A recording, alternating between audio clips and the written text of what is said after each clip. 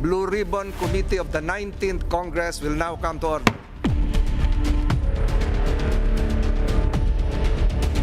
The Blue Ribbon Roadmap would entail that we will have, for purposes of hearings, a known duration and a defined direction. We will not evolve into a political circus. We will not go into unending hearings. We will not be here to witch hunt, to have a fishing expedition. We will be here in the succeeding hearings to gather and uncover the truth. Kahit sino po ang masaktan, we will do what is right.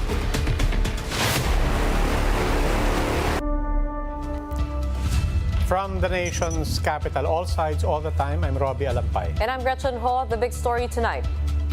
The Senate Blue Ribbon Committee is set to conduct its own investigation into the Sugar Regulatory Administration's controversial order to import 300,000 metric tons of sugar. But while lawmakers are conducting their probe into the matter, President Ferdinand Marcos Jr. says there is a need to reorganize the SRA as early as now. Mayan Los Baños with the big story. For being a good example. The Blue Ribbon Committee, under its new chairman, Senator Francis Tolentino, is set to launch a probe into the botched importation of sugar by the Sugar Regulatory Administration next Tuesday. Ahead of the hearing, Tolentino says he will not allow the proceedings to turn into a political circus. He also vows to respect witnesses and resource persons. But the committee chairman notes that if a person is proven to have committed irregularities like corruption, they will not think twice in filing charges before the ombudsman. We will not be here to witch hunt, to have a fishing expedition. We will be here in the succeeding hearings to gather and uncover the truth. Kahit sino po ang masaktan, we will do what is right. Members of the committee have pledged their support for Tolentino. Lahat ng sinabi mo po kanina, I fully agree 101%. You can manage and you can handle this committee effectively, Mr. President. That's all. Thank you. Again, I'm here to support you all the way. Sinusundan ko po yung inyong sinambit patungkol doon sa itong committee na ito ay hindi kailanman papapuran kahit na sino at hindi magiging instrumento para gamitin sa pansariling politikal na interes. Over at the lower house, Minority Leader Marcelino Libanan has already filed a resolution to formally investigate the sugar importation mess. Gusto nating malaman lang at makagawa ng tamang rekomendasyon para hindi na mangyari yung mga ganito. Hindi dahil nakasulat kung anong dinaanan mo, tama ka. May tinatawag yan na grave abuse of discretion. Meanwhile, President Bongbong Marcos says he would also let the legislature investigate the sugar importation issue. But he notes that there is a need to immediately address problems hounding the sugar industry, especially food and beverage manufacturers. With this, the President vows to reorganize the Sugar Regulatory Administration within the week. Reporting for News 5, Mayan Los Baños, we are One News. While the government is ramping up efforts to solve the country's sugar woes, some farmers and producers believe that there is no shortage of the commodity to begin with. Manuel Lamata, president of United Sugar Producers Federation, told the big story last night that there is enough stock of sugar in supermarkets and warehouses. However, Lamata believes that someone is releasing stocks very slowly, causing sugar prices to hike. Meanwhile, Rosendo So, president of the Samahang Industriya ng Agrikultura, told Business World Live that there is enough supply of sugar as local production continues. But So says the industry must continue demanding for an inventory to determine just how much sugar there is left in warehouses. How are supermarkets dealing with the current sugar supply issues in the country? To give us his insights, we have with us via Zoom the president of the Philippine Amalgamated Supermarkets Association, Stephen Cua. Welcome to the big story, Mr. Cua. Hi, Robbie. Hi, Coach. First of all, sir, I mean, there are many people saying there is a crisis. Some people saying, no, there's no supply issue. But you're monitoring things from the at ground level. Essentially, from your perspective, is there or is there not a supply issue? So far, I've not seen any supermarket without sugar. Although my particular supermarket, one supplier was not able to deliver. So it's not very clear whether there's going to be a shortage of sugar soon or not. Right now, there is ample supply. Okay, but what does that all mean in terms of prices? Well, if it keeps on moving up, right now it has stopped. For the last 2 weeks, it has not improved. It has not increased its price. But if it continues to increase its price, I guess a lot of the food products and a lot of the commercial establishments, we're talking bake shop, eateries, karinderya, no, they'll probably have to increase their prices. And once these products increase their price, mahirap ibaba ulit. Okay, it's not like sugar or gasoline or rice where akyat baba ang presyo, no? Items inside the supermarket normally pag umakyat mahirap ibaba kasi magulo kapag binaba ang presyo. So they don't want to increase prices unless really necessary. Right now, no, wala pa namang sugar-laced product which has increased the price substantially. All right, but also we have a beverage maker saying that they are facing a shortage of premium refined sugar. And sinasabi po nung iba ay yung mahal na sugar, mahal na presyo na sugar, that could have been an indication of the supply and demand currently of sugar. Meron nga tayong asukal, pero at the same time, yung presyo niya ay mataas daw, according to the beverage makers. What would you have to say about that? It's not clear to me whether the beverage makers use high fructose corn syrup these days or refined sugar. No, I know that they used to use refined sugar, but if it's coming from them that they still use refined sugar or maybe a mix of both, I don't know. No, I'm not a chemist, but if they do, then magkakaproblema. But if they use high fructose corn syrup, then it's not supposed to affect their production. But there are certain sizes of beverage missing in the market, no? Especially the small sizes sold in sari-sari stores. No? You can't find them these days. Okay, I mean, we've heard on the question of supply in general, and you have your perspective on it, pero narinig din po natin, but that something's going on with the sugar. If it is in fact there, getting to the consumers, or even for that matter, getting to the producers in the supply chain, where are the bottlenecks and where are the potential things that government could be looking at? The price of sugar has gone up by 40% during the last 2 months, from June 1 until start of August. However, with the 100 peso per kilo price, the last 2 weeks, the way we see it, it's all politics right now and not economics moving because prices have not gone down or have not stopped. It has probably stabilized at 100 plus per kilo, but that's way too high, no? What SRE wants at 70 pesos per kilo, no? So everybody's just waiting. Consumers, retailers, even suppliers, I guess, are waiting for for the millers to either the millers or is it going to be imported? As long as prices should go down so that it doesn't affect the other products which use a lot of sugar. We're talking ice cream. We're talking there are lots of products which use refined sugar. Now, very quickly, you did mention the I word. Kaya po sumingaw yung issue na yan.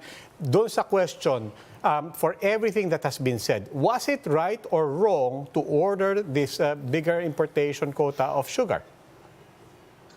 I guess the answer there is looking for the sweet spot, no? Balance, no? Yeah, where you can, where you probably need to add some supply, imported supply, so that it is to stabilize prices, no? But if there really is sugar in this country, I mean, get them out. No, I mean the millers, after they pass it on to the middlemen, the sugar traders should be able to come up with the sugar if there is sugar, so that there's no need to import, no?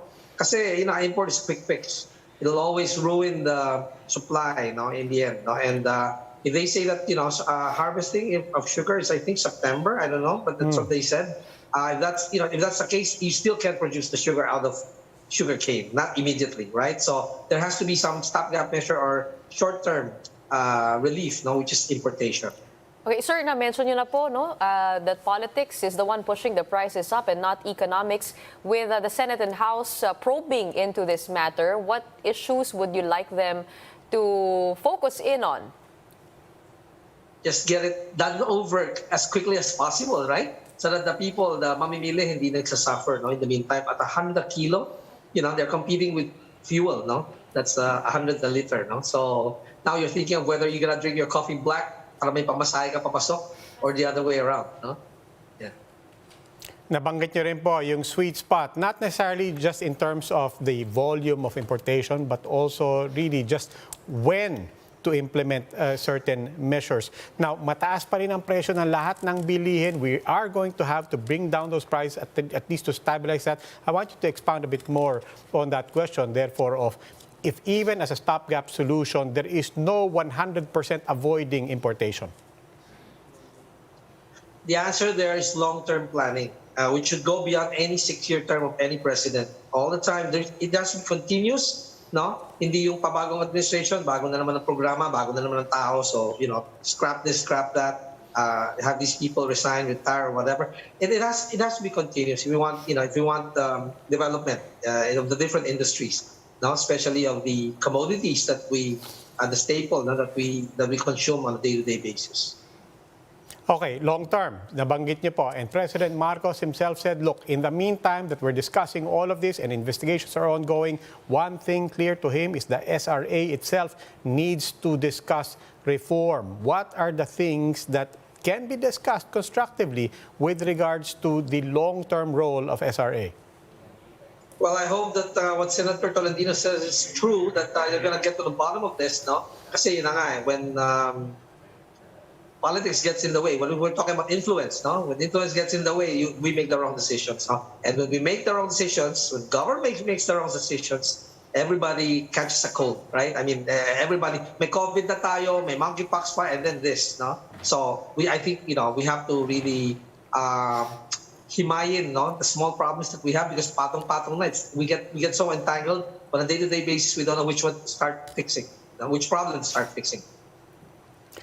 Mr. Kua, one last question. As far as you can tell, this whole question of supply issues with sugar, is industry, manufacturers in particular, beverage producers and so on, are they feeling this differently from what people at the retail level, just buying raw sugar for their household needs, for example?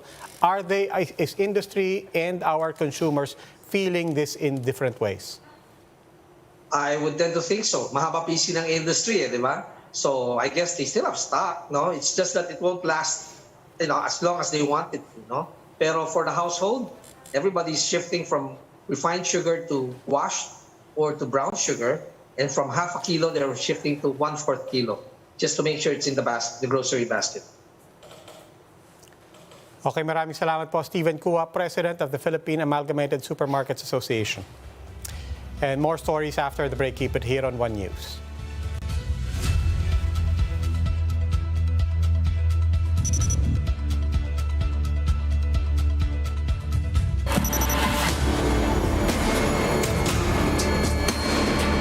A key sector in our transformation plans is that of energy.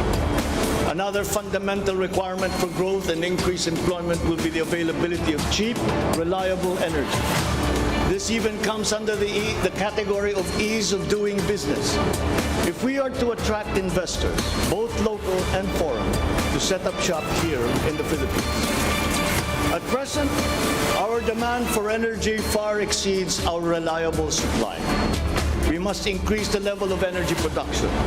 We must look at every possible option that would be appropriate for the Philippine situation. There is some room to expand our present power supply through existing power sources, but this is only to a very limited extent. We must build new power plants.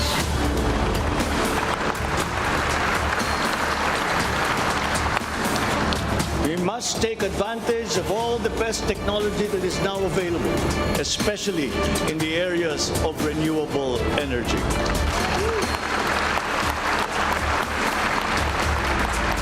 Our search for new power sources should always be with an eye to improving the mix of the energy supply between traditional and renewable sources. The technology on renewable energy is progressing rapidly, and many of these technologies are appropriate for the Philippines. I believe that it is time also to re-examine our strategy towards building nuclear power plants in the Philippines.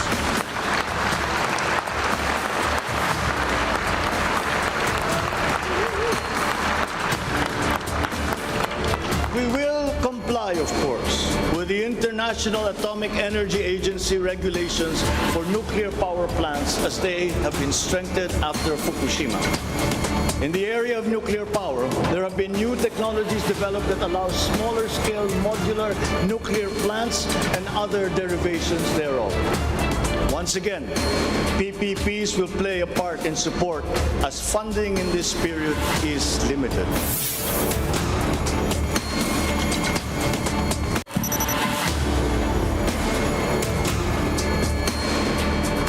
To my fellow Filipinos, ang aking mga minamahal na kababayan, batid ko na hindi madali ang ating pinagdaraanan sa nakaraang higit na 2 taon. Alam ko rin na ang bawat isa sa inyo ay ginagawa ang lahat ng inyong makakaya upang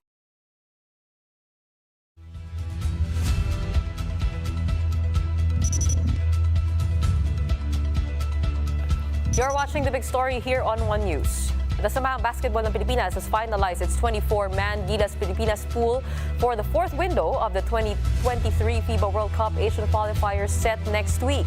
Here's what we know. Already included in the initial pool were Utah Jazz star Jordan Clarkson and Adelaide 36ers big man Kai Soto. They are joined by Japan B-League players in Dwight Ramos, Bobby Ray Parks Jr., Kiefer Ravena, and Thirdy Ravena. Recently added to the pool were SMB's Junmar Fajardo and CJ Perez, Ginebra's Scotty Thompson, Japet Aguilar, and Arvin Tolentino. Northport's Robert Bolick and Jamie Malonzo are also set to join the pool. Also included are Magnolia's Ian Sangalang and Gio Halalon, while NLEX's Calvin Oftana and Kevin Alas were also named in the squad. Former Terra Firma guard Roosevelt Adams, who is set to take his act to Japan B-League, is also part of the pool. And to round up the 24-man pool, Meralco's Alain Maliksi, Raymond Almazan and Chris Newsome will join the squad, along with young guns Carl Tamayo, Francis Lopez, and Kevin Kiambao. A final 12-man roster will likely be announced next week. The national team will have a tough task ahead as they battle Lebanon on August 26 in Beirut before taking on Saudi Arabia on the 29th at the Mall of Asia Arena.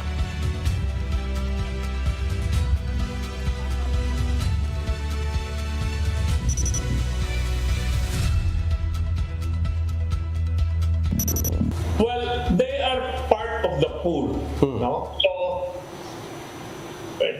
just to clarify, the pool doesn't mean yun na ang team. No? Marami ang pinagpipilian eh. So the ones that will go to Lebanon will only be 12 players. Here to discuss Gilas pool for the upcoming window of the 2023 FIBA World Cup Asian qualifiers, we have with us one sports correspondent, Paolo del Rosario. Good evening, Paolo. Good evening, Robbie. I'm a fan of the show. Wow. It's great to finally be here after just watching it from afar the entire time. Oh. Welcome to The Big Story. Oh, thank you. Thank you for having me. Okay, well, sige. Paolo, excited? Yeah, of course, syempre kapag pinag-uusapan natin yung Gilas Pilipinas, there's always going to be a lot of pride, a lot of excitement when it comes to Philippine national team games, especially kapag basketball ang pinag-uusapan.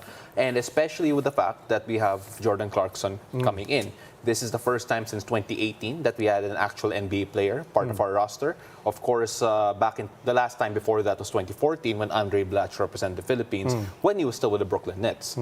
And now having a guy like Jordan Clarkson, syempre everyone's excited. Everyone's seeing that, oh, okay, we will have the best player on the floor when it comes to game time. Okay, now break it down for us. You have basically the basic sets there. You have the international players playing in international leagues, including Japan, especially PBA players, and then the amateurs. Yes.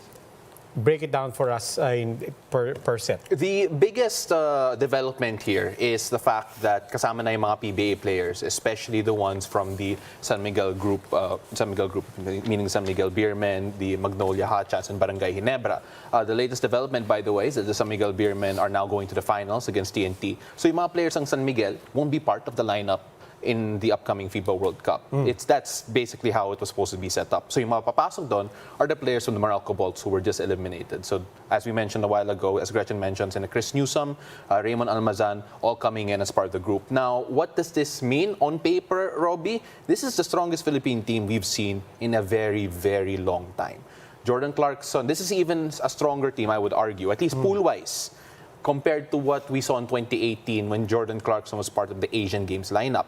Kasi the players, at least the pool that we have right now, talent-wise, has a higher ceiling, I would say, compared to that team we saw back in 2018. Okay, now what would be crucial? Because apart from, you have a strong lineup, you have a strong team, 24 players. Finally, we get the key pieces from all groups, stakeholders. But it's one thing to have strong players and one thing to have a strong team.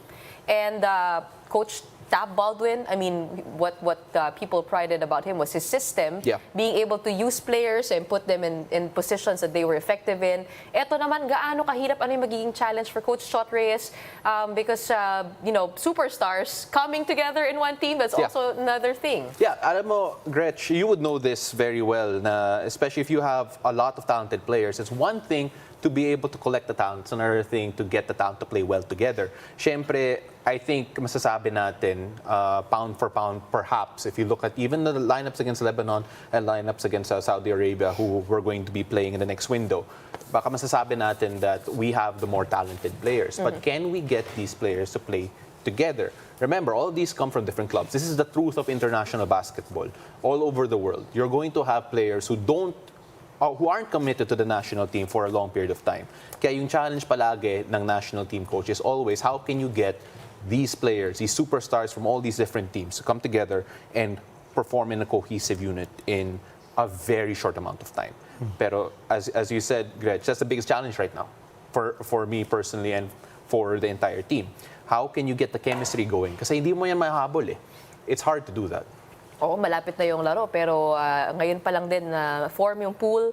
We expect days of practice only leading up to the games. But do you agree with centering this team around Jordan Clarkson, putting the pieces around him? Because I believe in the past, there was a coach who didn't choose Jordan, but chose Andre Blatch as the naturalized player. Now we got that finally clear. See, Jordan will be playing as a naturalized player. Yes. Do you agree with that he should be the center of this Gilas pool? Well, the thing with basketball is that it's a strong link sport. So that means if you have the strongest player, it's going to be based on the best player on the court. I think there's no doubt that Jordan Clarkson will be the best player on the floor. So for the team to do its best, it has to be able to leverage Jordan Clarkson the best way possible. So if you talk to Coach Chot, if you talk to anyone who's part of this whole group, they will probably say that they're not going to build around one player, that it will be all about the system. Pero syempre, a lot of people, the players on the floor, both on the opposite end and on our end, will be looking towards the guy. Excited na tayo manood eh, di ba? August 29. Sobrang excited. Like, I think jazz fan pa to. I think you're gonna be there, Gretch. Yung balita ko. Magre-report ako live dyan. You talked about the need, of course, for everybody to have time to play together. To that end, we have the major leagues, at least in the Philippines, all saying we're on board. We will not only lend our players, but we will also try to fix our calendar so that everything aligns. We have everybody, hopefully, more time to play together, as you said, to gel. How do you see all of that playing out? Again, however, bringing back the question of, I don't think the NBA necessarily is going to be syncing their calendars to ours. But how do you see all of that actually coming into play? And at the same time, what are still some realistic limitations, notwithstanding that agreement? A great first step is the fact that next year, they're already considering a two-conference setup para sa PBA, which means that it will be 3 months or so, wherein the national team can actually come together and actually prepare.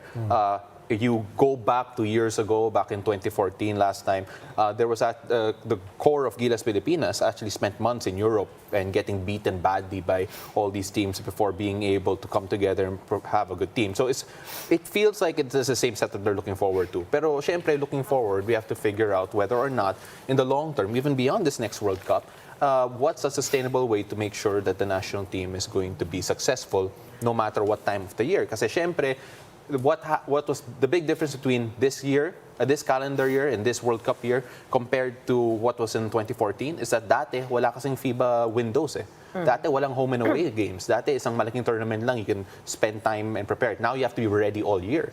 So right now, if there's already showing flexibility in the PBA in terms of pwede ba natin ibahin yung schedule to get ready for a certain tournament. Perhaps maybe going after the next FIBA World Cup year, is there a way that it could be changed in terms of the calendar? Pero that's something to be discussed. I have no real insight kung magagawa nga ba yun, and of course what the stakeholders do say.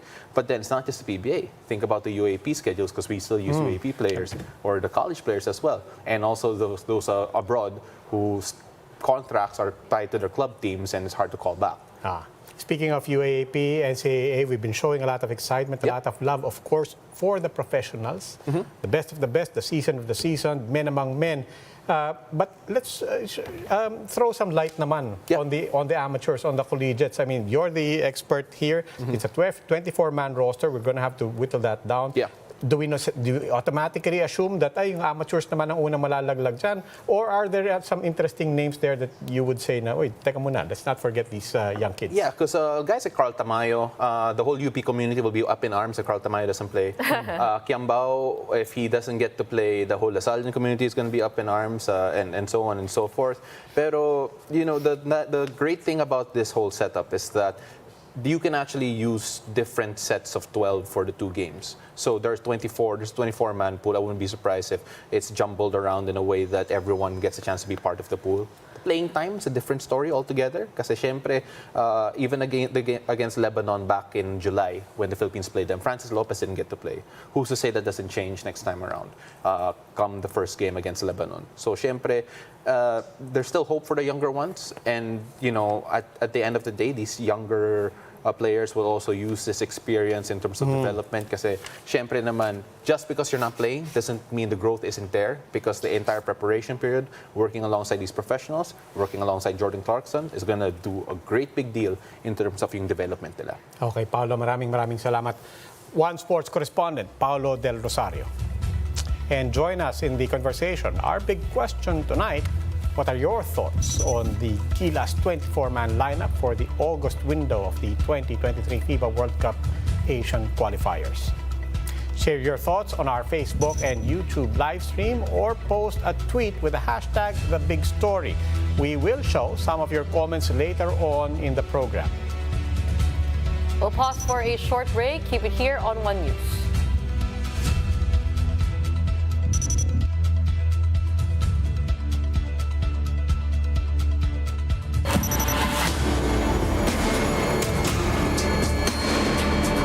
To my fellow Filipinos, ang aking mga minamahal na kababayan, batid ko na hindi madali ang ating pinagdaraanan sa nakaraang higit na 2 taon. Alam ko rin na ang bawat isa sa inyo ay ginagawa ang lahat ng inyong makakaya upang patuloy na harapin ang lahat na pagsubok sa kasalukuyan. I do not intend to diminish the risks and the challenges that we face in this turbulent time in global history. And yet, I see sunlight filtering through these dark clouds. We have assembled the best Filipino minds to help navigate us through this global crisis. We will endure. Let our Filipino spirit ever remain undimmed.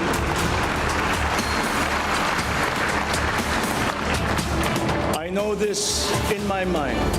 I know it in my heart. I know it in my very soul. The state of the nation is sound.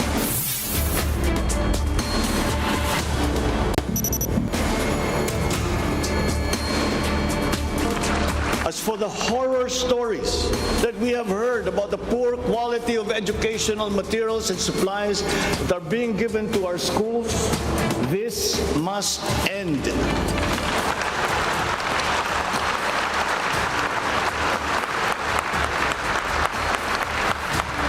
Our children must always be equipped with the best that we can provide. Ang edukasyon ay ang tangi nating pamana sa ating mga anak na hindi mawawaldas. Kaya anumang gastusin sa kanilang pag-aaral ay hindi tayo nagtitipid. Hindi rin tayo nagtatapon. And once again, I am not talking about history or what is being taught.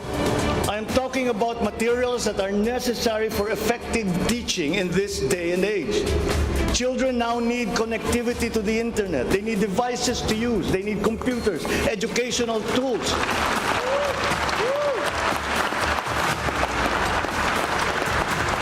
So that they might participate fully in the digital community here and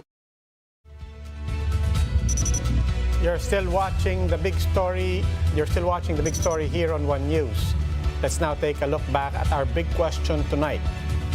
What are your thoughts on the Gilas lineup for the FIBA World Cup Asian qualifiers? Here's what netizens had to say. One netizen thinks that it's a shame that San Miguel Beermen shooting guard Terence Romeo did not make it to the Gilas Pilipinas pool. Meanwhile, Carlo Culaton praised the new Gilas lineup. He says with a combination of great guards and tall centers, this Gilas Pilipinas team is more competitive. You may also continue to join us in the conversation. Simply use the hashtag #TheBigStory and follow us on Twitter and Facebook at OneNewsPH. And that's the big story tonight. For more updates, follow News 5, The Philippine Star, and Business World online.